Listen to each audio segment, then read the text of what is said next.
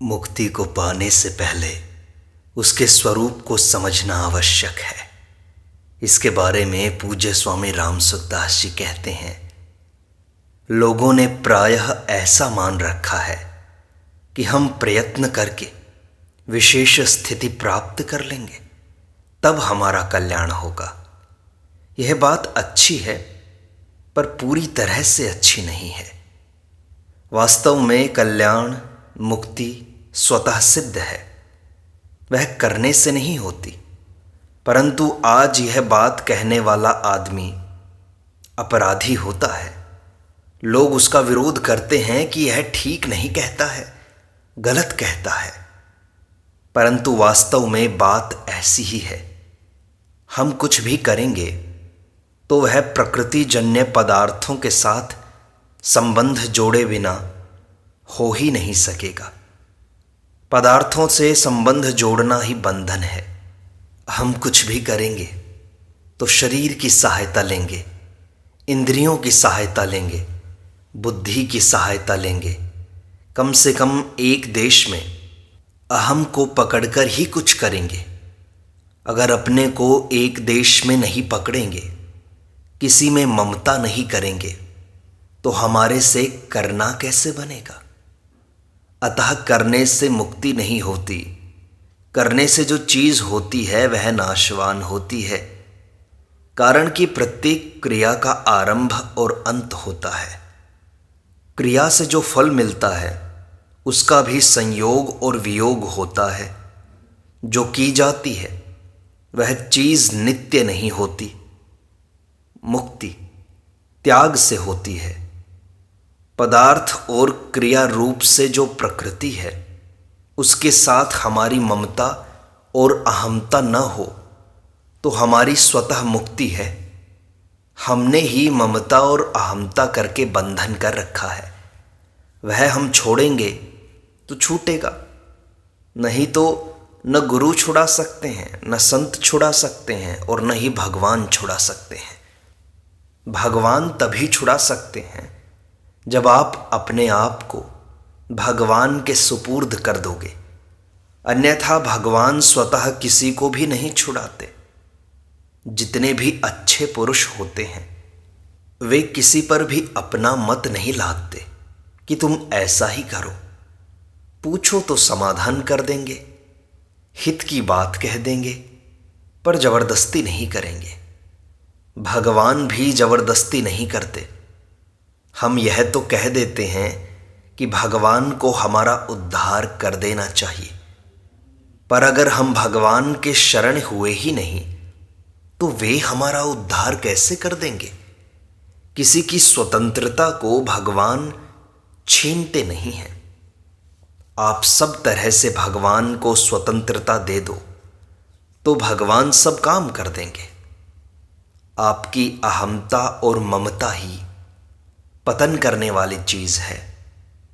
इनको आप किसी तरह से छोड़ दो तो उद्धार हो जाएगा। बात इतनी विलक्षण है कि जिसकी मैं महिमा नहीं कह सकता। अगर हम शरीर की ममता सर्वथा छोड़ दें तो शरीर प्रायः बीमार नहीं होगा। इंद्रियों की ममता छोड़ दें तो इंद्रियों में बुराई नहीं रहेगी। मन की ममता छोड़ दें तो मन में बुराई नहीं रहेगी। बुद्धि की ममता छोड़ दें तो बुद्धि में बुराई नहीं रहेगी। ऐसे ही मैंपन के साथ जो अपनापन है उसका त्याग कर दें तो कोई बुराई नहीं रहेगी। मूल बात यह है कि बुराई केवल हमारे संबंध जोड़ने से आई है। हम जितना संबंध जोड़ करके आग्रह करते हैं, ममता करते हैं, उतनी उसमें बुराई आती है, अशुद्धि आती है। अगर सर्वथा ममता और अहमता छोड़ दें तो मुक्ति अपने आप सिद्ध है। यह बात समझ में आनी कठिन है। ध्यान दें तो समझ में आ जाएगी, परंतु इस तरफ भाई लोग ध्यान देते ही नहीं। अब एक प्रश्न है कि मुक्ति होने से जीवों का जन्म मरण मिट जाएगा तो संसार ही मिट जाएगा, क्योंकि जितने जीवों की मुक्ति होगी उतने जीव संसार में कम हो जाएंगे और इस प्रकार कम होते होते सर्वथा मिट जाएंगे। इसलिए मुक्ति होने के बाद फिर जन्म नहीं होता, यह बात नहीं है। जीव महाप्रलय तक जन्म नहीं लेते, पर महासर्ग में पुनः जन्म लेते हैं, ऐसा लोगों ने सिद्धांत बना लिया है। इसका कारण क्या है कि उन्होंने ऐसा मान रखा है कि मुक्ति कृत्रिम है, हमारे करने से होती है, इसलिए सदा कैसे रह सकती है। परंतु वास्तव में मुक्ति स्वतः सिद्ध है, स्वाभाविक है, कृत्रिम नहीं है। करना अस्वाभाविक है। अस्वाभाविकता को मिटा दोगे तो स्वाभाविकता ज्यों की त्यों रह जाएगी। इस विषय को गहरे उतरकर समझो। आप थोड़ा विचार करो कि जिन रुपयों को आपने अपना मान रखा है, उन्हीं रुपयों की चिंता आपको होती है। रुपए तो दुनिया में अनगिनती के पड़े हैं, पर उनकी चिंता आपको नहीं होती। अतः चिंता होने में रुपया कारण नहीं है, अपनापन कारण है। जिन व्यक्तियों को आपने अपना मान लिया है, उनको लाभ होता है तो आपको सुख होता है, और उनको हानि होती है तो आपको दुख होता है। परंतु जिनसे हमारा कोई संबंध नहीं है, उनको लाभ हो या हानि, वे मर जाएं या रह जाएं, हमें कोई सुख दुख नहीं होता। जिनसे ममता कर रखी है, उनका ही बंधन है। जिनमें ममता नहीं है, उनका बंधन हमारे को नहीं है।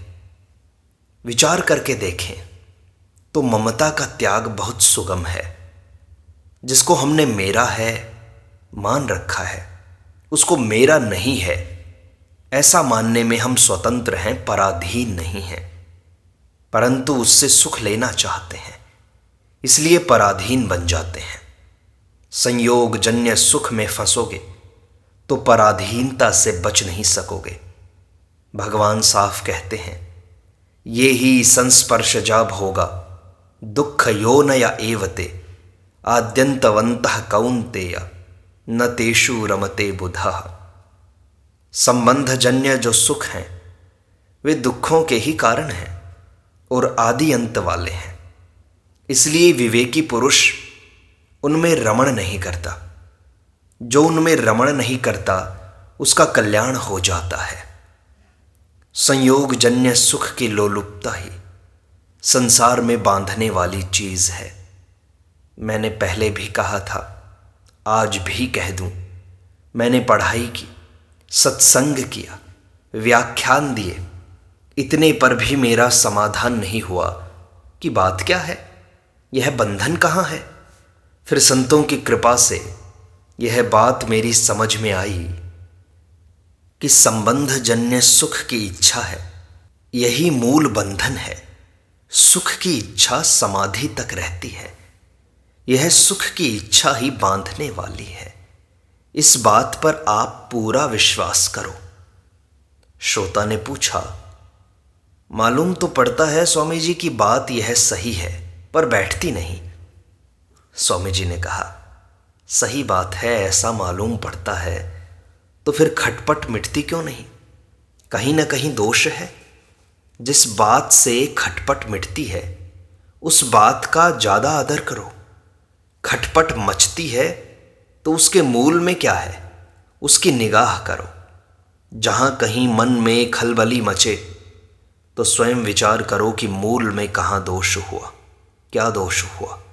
तो कहीं न कहीं ममता की है, पक्षपात किया है, सुख भोग की इच्छा की है, किसी लाभ की इच्छा की है, कुछ न कुछ लेने की इच्छा की है, नहीं तो खलबली हो ही नहीं सकती। श्रोता ने पूछा कि परमात्मा के लिए व्याकुलता होती है तो उसमें कोई सांसारिक सुख आने से हम उस सुख की तरफ चले जाते हैं, व्याकुलता की तरफ नहीं आते। ऐसे समय क्या करें? स्वामी जी ने कहा, व्याकुलता में रहो, भोग में मत जाओ, भोग को पकड़ो मत। भोग के कारण को अर्थात राग को पकड़ो और उसको मिटाओ। अपनी यह बात हुई है ना, इससे बड़ा लाभ होता है। अपने आप सोचोगे तो यह बाधा नहीं मिटेगी, और आपस में खुल करके बात करते ही इसको मिटाने में आपको मदद मिलेगी। यह मैंने देखा है। मुझे कोई समझा देता है तो वह काम मेरे लिए बड़ा सुगम हो जाता है। स्वयं मैं सोचता हूँ, समझता हूँ, तो भी फर्क तो पड़ता है, परंतु दूसरे के समझाने से बड़ी जल्दी फर्क पड़ता है। मेरी प्रकृति ऐसी है तो मैं समझता हूँ कि दूसरों की प्रकृति भी ऐसी होगी। मेरी जो यह समझाने की प्रवृत्ति होती है, इसको मैं बढ़िया नहीं मानता हूँ। दूसरों को उपदेश देना, दूसरों को समझाना, अपनी मूर्खता को स्वीकार करना है, अपने अभिमान को स्वीकार करना है, दूसरों को बेसमझ समझना है, दूसरों को बेसमझ मानना और अपने को समझदार मानना गुण नहीं है, दोष है, पतन की चीज है। ऐसा मानते हुए भी मेरी समझाने की प्रवृत्ति होती है। क्यों होती है? इसमें कई कारण हो सकते हैं। विचार पूर्वक देखता हूं तो मेरे को कोई समझाए तो मुझे लाभ होता है, अतः दूसरों को कोई समझाए तो उनको भी लाभ होता होगा, इसलिए मेरी समझाने की प्रवृत्ति होती है। आपस में बात होने से विषय बहुत साफ हो जाता है और वैसा अनुष्ठान करने में बड़ी मदद मिलती है। अतः आपस में विचार विनिमय हो, विचारों का आदान प्रदान हो। केवल उपदेश देकर गुरु बन जाने से लाभ नहीं होता। आपस में दोनों समान समझकर विचार करें। किसी विषय में मैं जानता हूँ और किसी विषय में आप जानते हैं, तो कुल में बराबर ही हुए ना। ऐसे बराबर होकर विचार करें। आपका कहना मैं मानूं और मेरा कहना आप मानो। इससे अपने दोनों का ही लाभ होगा। परंतु यह कब होगा? जब कहने वाला अपने में अभिमान न करे कि मैं तो जानकार हूं और ये तो अनजान है। हमें भी जानकारी करनी है और आपको भी जानकारी करनी है। ऐसा समझकर विचार करें तो हमारी जानकारी बढ़ेगी और ज्ञान होगा। एक श्रोता ने पूछा कि स्वामी जी, पुराना जो सुख लिया हुआ है ना, वो याद आता रहता है, क्या करें? स्वामी जी ने कहा, तो फिर सुख भोग का नतीजा अच्छा नहीं निकला है ना। अभी तक उस पुराने सुख भोग के संस्कार पड़े हुए हैं। अभी तक उन संस्कारों से हमारा छुटकारा नहीं हुआ है। अतः अब इस सुख भोग की आसक्ति को छोड़ना चाहिए। यह सिद्ध होता है। सुख की लोलुपता कैसे छूटे, हमारा यह प्रश्न है। सुख की लोलुपता में आकर हम फंस जाते हैं। जानते हुए, कहते हुए, समझते हुए, पढ़ते हुए भी उसमें फंस जाते हैं। अतः उससे छूटने के लिए बड़ा सीधा सरल उपाय है कि दूसरे को सुख कैसे पहुंचे, यह भाव बना लें।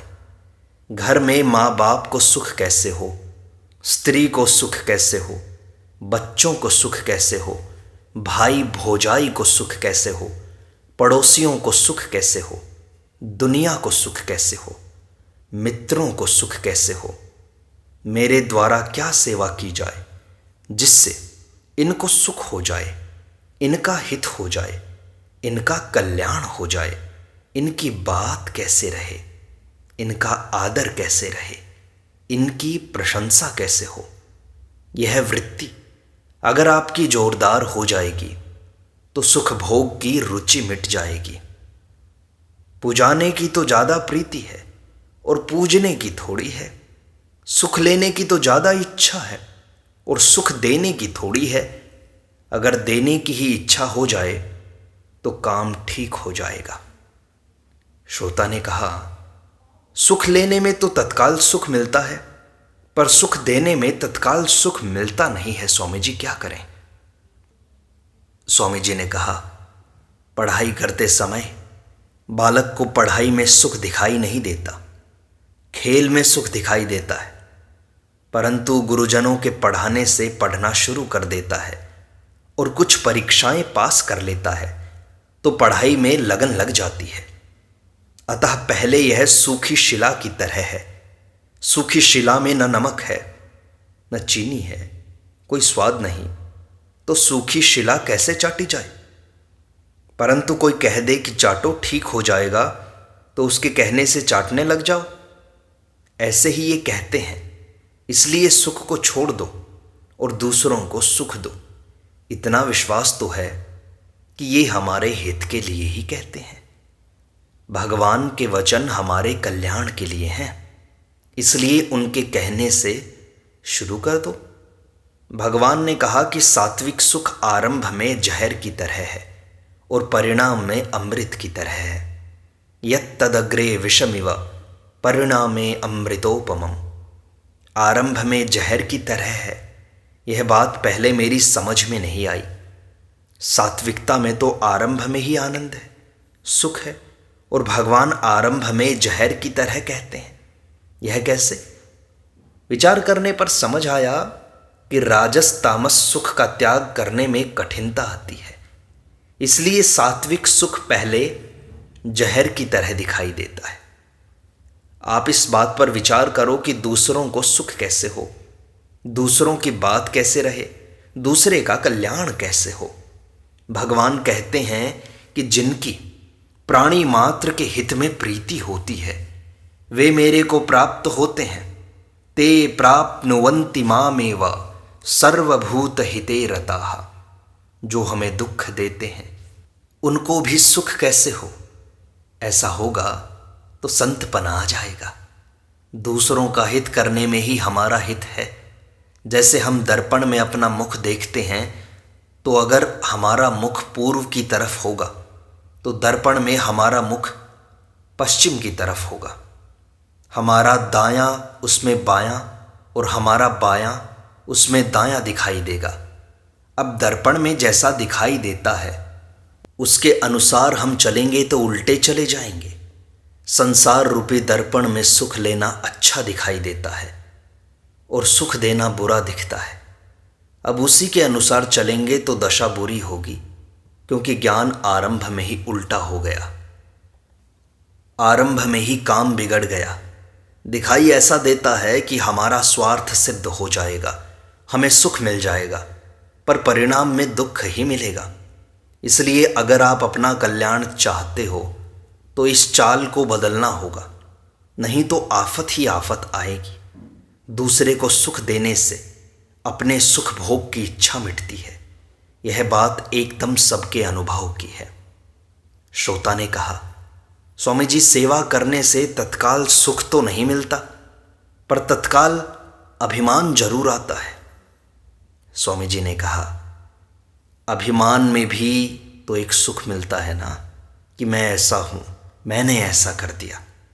हमें इस अभिमान के सुख को भी छोड़ना है। ऐसा विचार करो तो यह छूट जाएगा। जैसे अपनी लड़की का ब्याह करना है, यह विचार रहने से अपने लड़के में जितनी ममता होती है उतनी अपनी लड़की में ममता नहीं होती। इसी तरह अभिमान के सुख को छोड़ना यह पक्का विचार हो जाएगा तो अभिमान जन्य सुख में ममता नहीं रहेगी। देखो, इस बात को ध्यान से समझो। जीवात्मा की प्रकृति के साथ मानी हुई एकता है और परमात्मा के साथ स्वरूप से एकता है, क्योंकि यह परमात्मा का ही अंश है। शरीर के साथ संबंध जोड़ने से यह कर्ता भोक्ता बनता है और जन्म मरण में चला जाता है।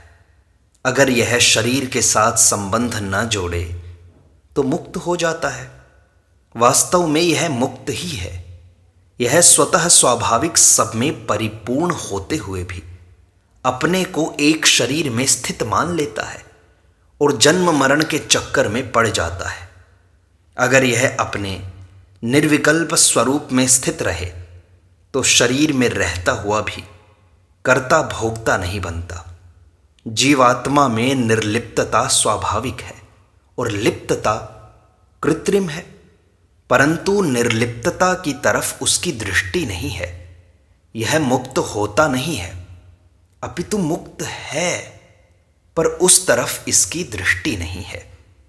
जैसे परमात्मा सब में परिपूर्ण रहते हुए भी कर्ता भोक्ता नहीं बनते, ऐसे ही सब में परिपूर्ण रहते हुए भी जीवात्मा कर्ता भोक्ता नहीं बनता।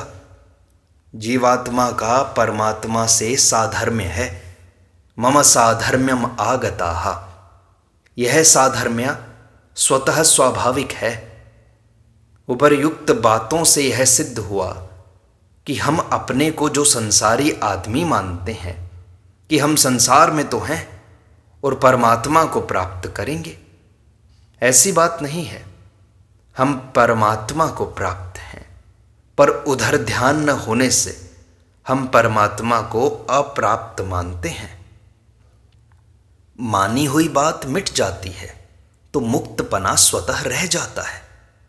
तात्पर्य है कि गलत बात न माने तो मुक्त होना स्वाभाविक है, बद्ध होना अस्वाभाविक है। परंतु मनुष्यों ने भूल से मान लिया है कि बद्ध होना स्वाभाविक है तो मुक्त होना अस्वाभाविक है। इसलिए मेहनत करेंगे, उद्योग करेंगे, तब मुक्त होंगे, अन्यथा बद्ध ही रहेंगे। मुक्ति स्वाभाविक है, तभी एक बार मुक्त होने पर फिर पुनः मोह नहीं होता। अगर मनुष्य वास्तव में मोहित होता तो फिर सदा मोहित ही रहता, इसलिए वास्तव में मुक्त ही होता है। अगर वह वास्तव में बद्ध होता तो फिर कभी मुक्त होता ही नहीं। परंतु मुक्त होता हुआ भी अपने को बंधन में मान लेता है। यह माना हुआ बंधन मिटने पर जो मुक्ति स्वतः स्वाभाविक है उसका अनुभव हो जाता है। बद्धावस्था में भी जीव वास्तव में लिप्त नहीं है। शरीरस्थोपि कौन्तेय न करोति न लिप्यते। बद्धावस्था में भी वह तटस्थ अलग है, पर अलगाव का अनुभव न करके लिप्तता का अनुभव करता है। इसलिए बद्धपना माना हुआ है और मुक्तपना इसका स्वतः वास्तविक स्वरूप है। जो हमारा वास्तविक स्वरूप है उसी को जानना है। उसको जानने पर फिर मोह नहीं होगा। बंधन आगंतुक है, मुक्ति स्वतः सिद्ध है। हमने अस्वाभाविक को स्वाभाविक और स्वाभाविक को अस्वाभाविक मान लिया है, इसलिए बंधे हुए रहते हैं। वास्तव में जड़ और चेतन का संबंध होना असंभव है। जैसे अंधकार और प्रकाश आपस में नहीं मिल सकते, ऐसे ही जड़ और चेतन आपस में नहीं मिल सकते। परंतु चेतन में यह शक्ति है कि वह जड़ को अपने साथ मिला हुआ मान लेता है। चेतन सत्य है, इसलिए वह जो मान्यता कर लेता है वह भी सत्य की तरह हो जाती है। यह शक्ति जड़ में नहीं है। जड़ ने चेतन को अपना नहीं माना है, अपितु चेतन ने ही जड़ को अपना माना है, तभी वह बद्ध होता है। अगर यह जड़ को अपना न माने तो बनावटी बंधन मिट जाएगा और मुक्ति स्वाभाविक अनुभव हो जाएगी। इसलिए मुक्ति सहज है, स्वाभाविक है। बद्धपना बनावटी है, अस्वाभाविक है। हमारा स्वरूप स्वाभाविक मुक्ति का है। प्रकृति में निरंतर क्रिया होती है, सर्ग अवस्था में भी और प्रलय अवस्था में भी, पर स्वरूप में कभी क्रिया होती ही नहीं। वह ज्यों का त्यों रहता है। अनंत अनंत अनंत काल बीत जाएं तो भी वह ज्यों का त्यों रहेगा। वह अनेक शरीर धारण करने पर भी उनसे अलग रहता है। एक दिन में कई क्रियाएं करता है, पर स्वयं अलग रहता है। अलग रहने से ही वह पहली क्रिया को छोड़कर दूसरी क्रिया पकड़ता है, दूसरी को छोड़कर तीसरी पकड़ता है, तीसरी को छोड़कर चौथी पकड़ता है। अगर स्वरूप में भी क्रियाशीलता होती तो वह सदा एक ही क्रिया में और एक ही शरीर में रहता। वह पहली क्रिया को छोड़कर दूसरी को कैसे पकड़ता? एक शरीर को छोड़कर 84 लाख योनियों में कैसे जाता? सबसे अलग होने पर भी यह जड़ शरीर वस्तु, व्यक्ति और क्रिया के साथ संबंध जोड़कर बंध जाता है। बंध जाने के बाद फिर छूटना कठिन हो जाता है। इसलिए हमारा स्वरूप मुक्त है और मुक्ति स्वाभाविक है, स्वाभाविक रूप से सिद्ध है। यह हमें मान्यता बनानी होगी। इस प्रकार सत्संग का यह भाग यहीं संपूर्णता को प्राप्त होता है। शेष अगले अंक में।